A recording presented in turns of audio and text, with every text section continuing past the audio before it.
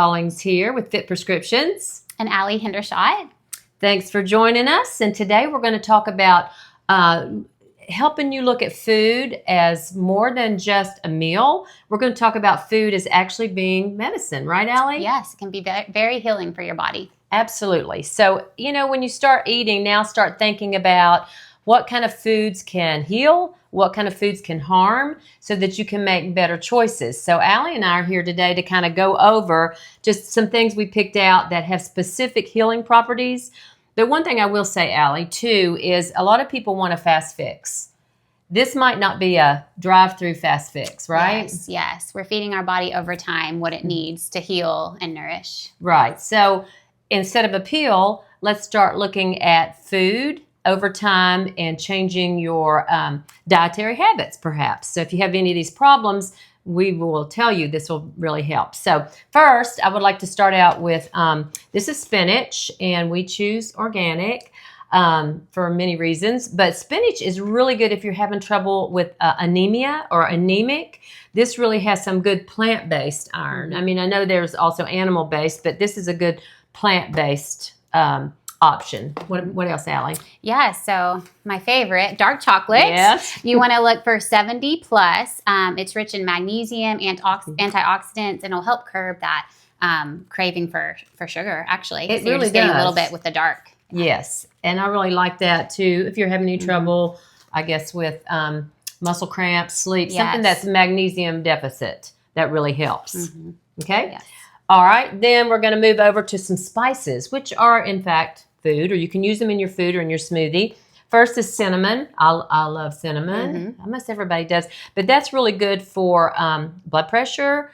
That can help with that. And we also have over here beetroot, which is excellent to help lower blood pressure. Now, I'm not saying to go off of your blood pressure meds. Check with your physician first. But this is a natural way to lower your blood pressure. These two in combination would be great. What else, Al?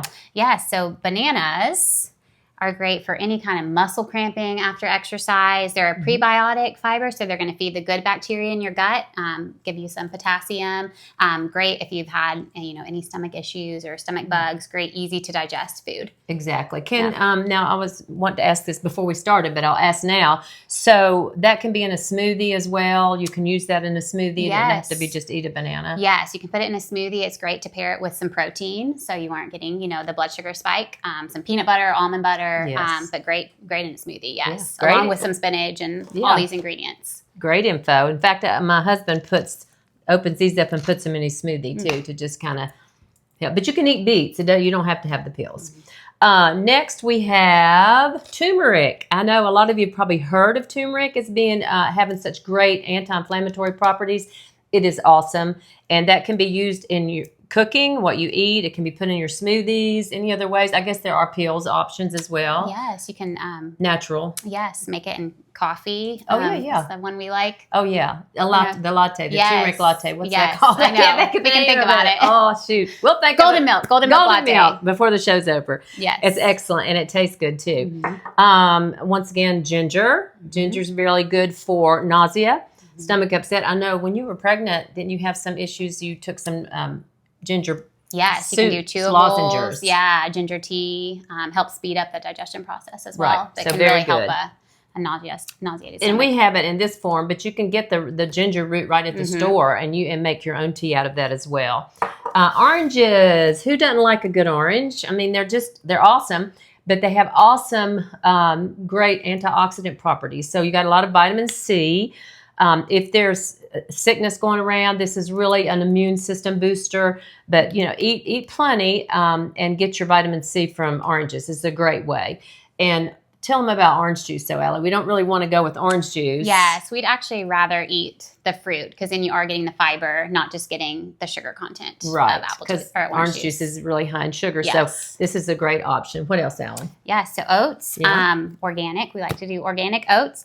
They're great for energy. It's a good to do in the morning, paired with some protein and fat. So you're getting a very well-rounded meal. Yeah, it's good. Good carbohydrates and good carbs. Fiber.